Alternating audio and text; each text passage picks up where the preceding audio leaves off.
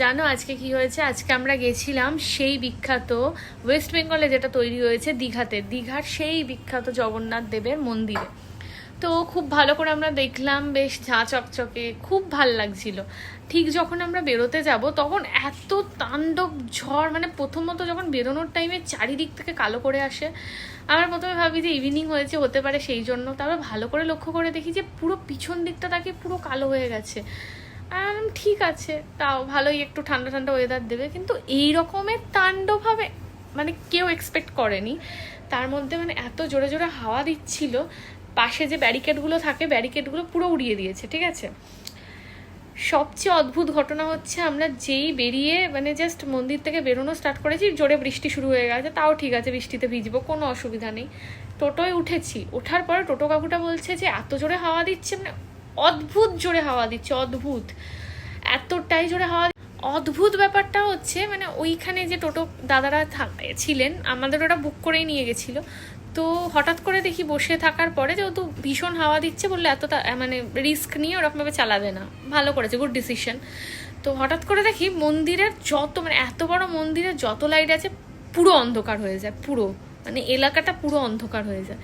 তখন আমি বুঝতে পারি যে এটা ছোটোখাটো ব্যাপার হয়নি, বেশ যথেষ্ট আসছে তাণ্ডব একটা। ব্যাস তারপরে আমরা টোটোর মধ্যে ছিলাম, কিন্তু চারিদিক থেকে মানে টোটোর সিস্টেমটা এতটাই ভালো ছিল, চারিদিক থেকে করে দিয়েছিল, মানে চেন টানা ছিল, যার জন্য গায়ে জল টল লাগে। নিচের পোর্শনে কোনোভাবে জল ঢোকে বা কিছু একটা প্রবলেম হয়, তো তারপর ঠিকঠাক তাও চালাচ্ছিল, মানে যখন মোটামুটি স্টেবল হয় তারপর আস্তে আস্তে চালানো শুরু করে, এবং তারপর আস্তে আস্তে চালায়।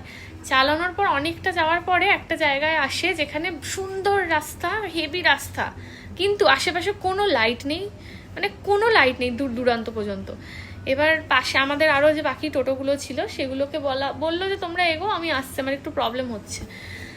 তো ওই রাস্তার মধ্যে দাঁড়ালো, দাঁড়িয়েও বলছে যে আমি না চালাতে গিয়ে প্রবলেম হচ্ছে, একটু দেখি। তারপর দেখছে যে সামনের চাকাটা লিক হয়ে গেছে। এবার ঠিক আছে, তাও ও কনফিডেন্সের সাথে বললো আমি নিজেই সারিয়ে নেবো। বললাম ঠিক আছে, কনফিডেন্স দেখে মনে হলো একাই সারিয়ে নেবে। একাই সারানো স্টার্ট করলো, আমাকে বললো বৃষ্টি পড়ছে তার মধ্যে। ঠিক আছে, বৃষ্টি পড়ছে, আমার বোনও আছে বাবাও আছে তার মধ্যে। আমরা কোনোভাবে মানে বোন বাবা ছিল, ছোটজেঠু ছিল, নজেঠু ছিল, ঠিক আছে। তো আমরা কোনোভাবে সাইড করে দাঁড়াই, ওই রকম মানে চারিদিকে জঙ্গল, মাঝখানে রাস্তার টর্চটা মানে ওই ফোনের ফ্ল্যাশটা একটু ঠিক করে। এবার তার মধ্যে গেছে আমার ফোনের চার্জ শেষ হয়ে, আমি তার জন্য আগেই মাকে ফোনটা দিয়ে দিয়েছিলাম, আমাদের কারোর কাছে কোনো ফোন ছিল না, আর আমি মাথায় রেখেছিলাম যে আমার একটা ফোন দরকার। সেই জন্য ছোটজুটিকে বললাম যে ওই পাশের টোটো থেকে, মানে আগেই বলেছিলাম যে একটা পাশের টোটো থেকে কারোর একটা ফোন নিয়ে রাখো যদি দরকার লাগে। তারপর আমি মাথায় এলো কি, ছোট জেঠিমা বললো যে লাগবে না, হয়ে যাবে, চলে আসবে, পরপরই যেহেতু সব টোটোগুলো যাচ্ছে।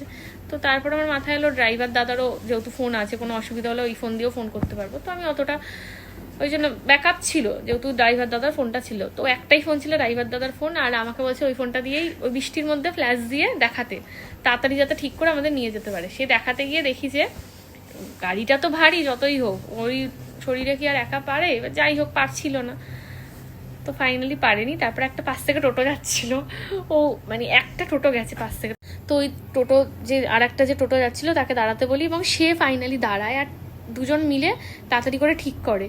তো আর একটা যে টোটোটা ছিল ওটা ফাঁকা ছিল, আমি আর বোন কোনোভাবে মাথা গোজাই, কারণ ভীষণ জোরে বৃষ্টি শুরু হয় আর চারিদিকে অন্ধকার।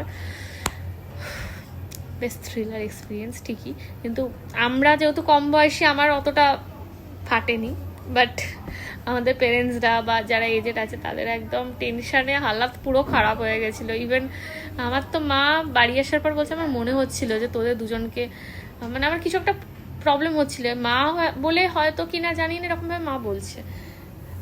তো এটাই হয়েছে।